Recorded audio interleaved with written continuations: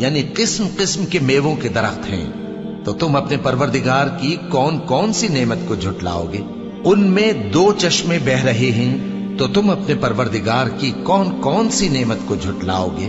ان میں سب میوے 2 قسم کے ہیں، تو تم اپنے پروردگار کی کون کون سی نعمت کو جھٹلاؤ گے؟ اہل جنت ایسے بچھونوں پر جن کے استر اطلس کے ہیں تکیہ لگائے ہوئے ہوں گے، اور دونوں باغوں کے میوے قریب جھک رہے ہیں، تو تم اپنے پروردگار کی کون کون سی نعمت کو جھٹلاؤ گے؟